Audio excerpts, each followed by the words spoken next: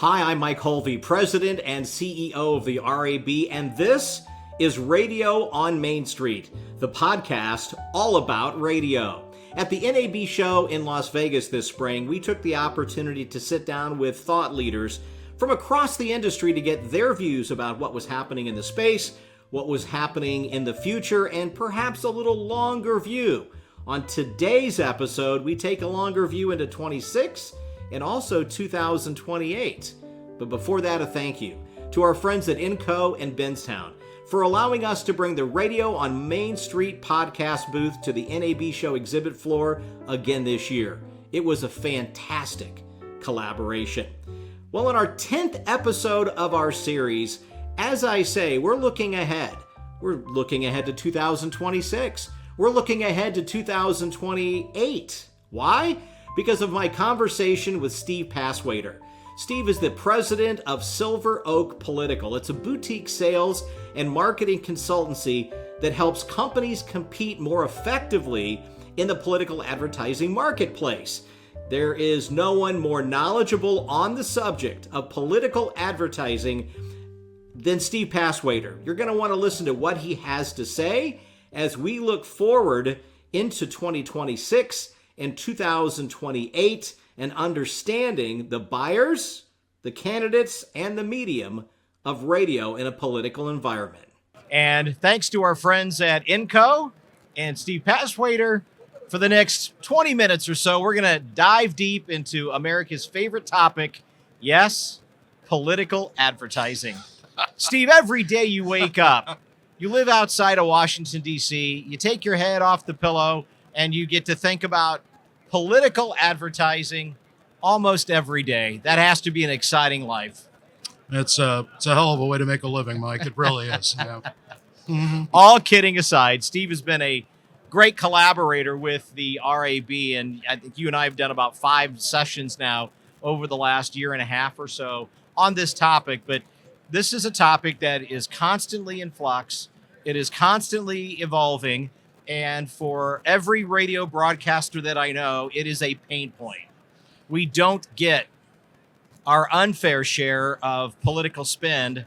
And we're going to spend a little bit of time talking about that, but also pull back and look at things from a 30,000-foot view. But sure. How did you get into this space? I sort of fell into it, which is usually the way my career has worked in various stages. But I was with Kantar for a number of years, and they have a political ad intelligence unit in Washington, D.C. And I had a next-door neighbor who was a city councilman and a mayoral candidate at one time, and I sort of started getting into it then.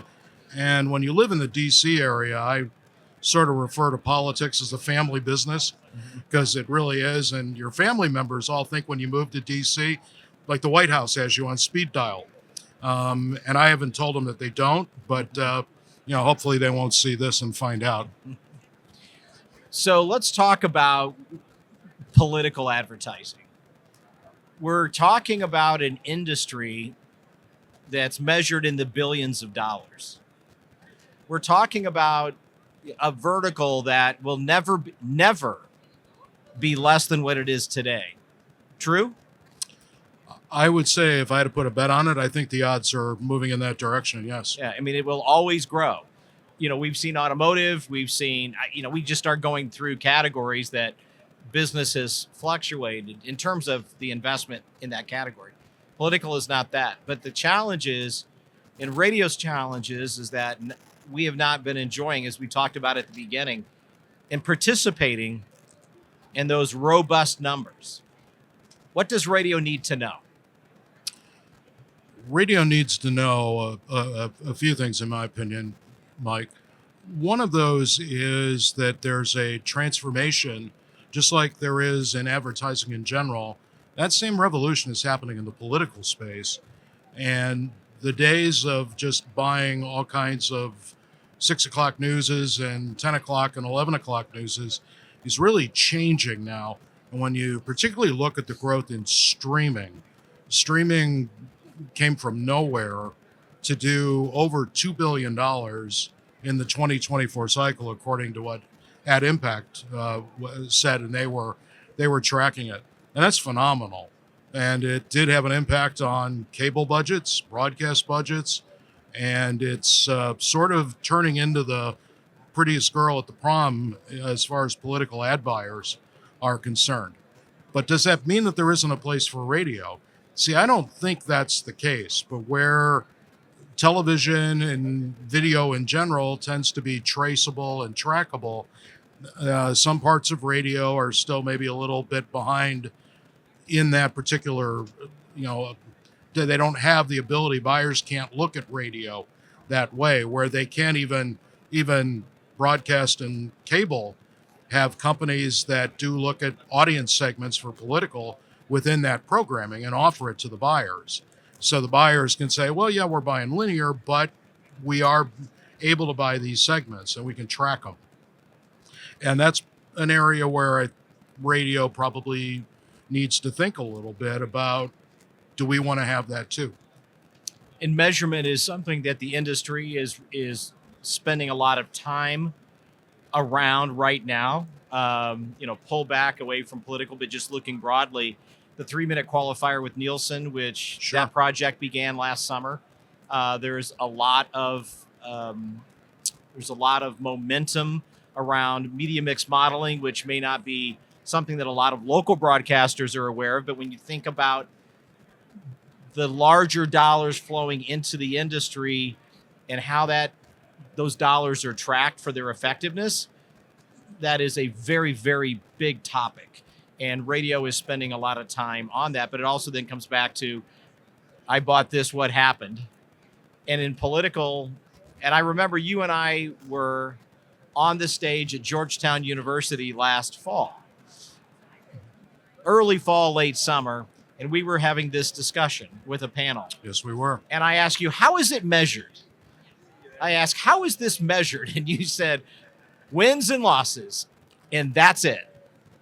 And that it is really that simple. And people's careers are determined by wins and losses. It's like being an athlete in many ways. They're involved in the biggest one-day sale in the planet, if you look at it from a retail standpoint, and it's all about who won and who lost. So what can we do better? And I asked the question, then I'm going to provide some context in the back end. In preparation for the presentations that have occurred here at NAB, on behalf of the RAB, you had some conversations with friends of yours who are in that space, who make big decisions that impact where dollars go in the political world. So now I'll get back to my question. Like everything we talk about with political advertising, there's both good news and bad news in those conversations. The good news is everyone that I spoke with was high on the professionalism and the skill of radio salespeople. And a couple of the buyers said in no uncertain terms that we don't think radio salespeople get the ROI from their interactions with us like they really should. And it was not an issue where, well, we don't think anyone's paying attention to us and they're not giving us what we're asking for. That didn't seem to be the case. But this is a case of where you have a class of consultants who hold a fair amount of sway in these campaigns. And when it comes down to the stretch, they're video-centric, and that's what they like. Interestingly enough, digital audio seemed to have a certain place in their preference, where in some instances other parts of audio have been cut out of the media plans, and they've kept the digital audio. And whether that's podcasts or whatever, that seems to be something that is being seen with some favor by the buying class. In a lane that radio was the leader and the first one in, podcasting. What we saw in 24, again, casual observation, was podcasting was very important, specifically to the presidential candidate, the presidential campaign. And you saw pivots around podcasting, and again, whether it was a broadcaster or it was a non-broadcaster creating podcasting changed in the eyes of the consuming public, in my mind, and also perhaps on the buy side, on the political side. Well, Donald Trump has done a lot of things for America, depending on your point of view, whether you like it or don't. But certainly having children late in life was kind of beneficial, because Barron, his youngest son, was the one that said, "Dad, here's where you need to go and be part of this." And the big question is, can you make money? They all want to appear on the podcast. Can you actually get them to buy advertising time on it? And that's a question that the industry will have to sort through as they're out there pitching that form of their offer. It's, we certainly want to be on it, but are we going to buy advertising as part of it? And that's a little bit more of a complicated question at the moment. During our panel session here at NAB 2025, we discussed those conversations that occur locally with members of Congress, and we'll focus there. Yeah. But it also pulls back to something that you've been very clear on every conversation we've had, but the power of those conversations, the power of conversation. So, recently the NAB, again, we're in early April, but in March, it was the State Leadership Conference. Thousands of broadcasters converged on Capitol Hill. They're having amazing conversations with their local members. The local members understand the value of the local broadcaster. The members are supporting. We had a discussion in this series with Curtis, and we've seen with a number of different issues where members of Congress are supporting radio. And we appreciate their support. And you can have a 20-minute conversation on Capitol Hill, and then you leave, and now the campaign buy comes down and the phone never rings at the local radio station. Am I wrong about that? No. And I think the evidence is fairly significant that supports your hypothesis there. It's absolutely the case. I agree. So one of the things that you say, and you have been telling radio, is to have more conversations. And it's having conversations with the right people. Yes, and this is no different than any other advertising vertical. It's just the people that you're speaking with are in a different profession. But ultimately, that's right. And it's a question of not just having discussions with the people in the middle, but having discussions with people in the committees, whether it's D-TRIP or it's the Republican Governors Association, or even like the Democratic Legislative Campaign Committee and its Republican counterparts. All of these people are spending all kinds of money. DLCC has been involved in a lot of efforts to take back state legislatures from Republicans. 10 years ago, Republicans had 67 of 99. Now they're down to 57, and DLCC's played a role in that. But they also got involved in the Wisconsin Supreme Court race, and they will probably continue to get involved in state Supreme Court races. These are not bad people to get to know and to just ask basic questions. What are you looking for? How do we become a better partner? What do we have to do? And even trying to get into the consultant class, which is not a simple, and I don't mean to present it as a simple thing. It isn't. But these are people that hold a tremendous amount of sway. They get paid an awful lot of money, and they hold a lot of sway in campaigns, even more so than candidates at times. And these are all people that, if you really want to understand, well, why aren't we doing so well, or how do we do better? I believe you'd get some different answers than you might get from the folks in the agencies. You had mentioned Montana, right, on our session, and we've had that conversation before. Montana was nuts. It was the crazy state of 2024, where you had a critical Senate race, right, where at some point along the way, the balance of power in the Senate was going to be determined in Montana, and just about every available broadcast unit was being committed to political in some ways. Right. Radio played a role in that, but there were also challenges with that. And you used an example of a story that finally the candidate had to demand that advertising was placed on some local radio stations through that process. That's true. And had they not had the relationship to be able to call that in, that wouldn't have happened. And it was a digital buy. And it's very unusual for a DC agency, digital agency, to buy directly. They don't do it. They like using the exchanges to buy it because they got too much to buy and not enough hours in the day to do it. But they were, in this instance, because there was that relationship, they were willing to change the way they did business and buy directly, which I shook my head. It's like, well, something worked. Something worked. It's probably not enough money in the long run, but they had that relationship. And again, I'm a liberal arts guy, so math confounds me. But last time I checked, whatever number they got was better than zero. And that's a good thing. Multicultural audiences are a concern, especially in the political space. It was raised and seen in 24, and at such a level that was there something the industry could do? I know that's been a conversation, also inside the political community, but it's a real issue. Yes, it is, and it seems unusual that we would be talking about that, given the dynamics in some of the larger minority groups in the country last year. They were both in play to an extent that they had not been in previous election cycles.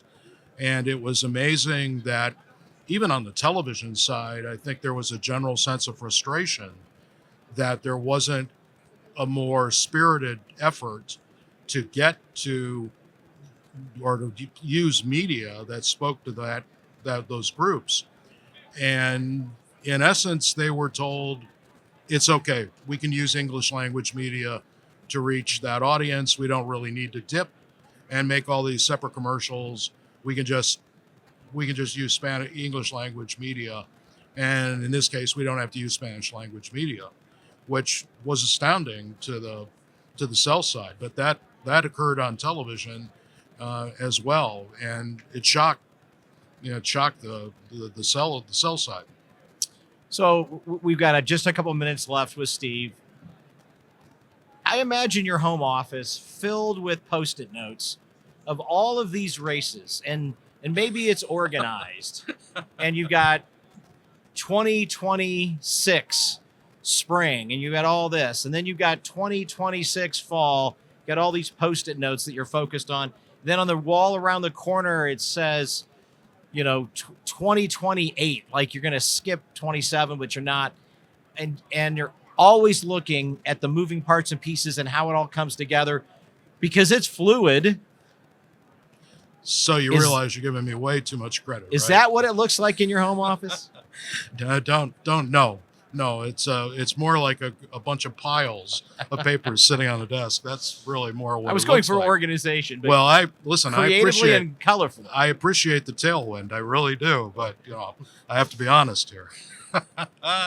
So, there's going to be, we've got some stuff going on this year, and both New Jersey and Virginia, where we have governor's races and state legislative races, are, really toss-ups, Mike. I think Virginia is going to have a woman governor for the first time in the history of the Commonwealth of Virginia. And with Governor Murphy being term limited in New Jersey, the Republican candidate who got about an inch away from him, if you'll recall, a few years ago, is running again. So one begins to wonder, and whether or not there's an opening there in New Jersey.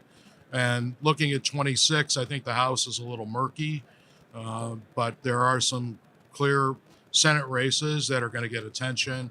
Susan Collins' reelection in Maine, and John Ossoff in Georgia, and probably Tillis's reelection in North Carolina. Looks a little bit like those could be really big races with a lot of money. And Georgia, the wild card there is Brian Kemp. He's term limited as governor, and is Kemp going to run for Senate against Ossoff?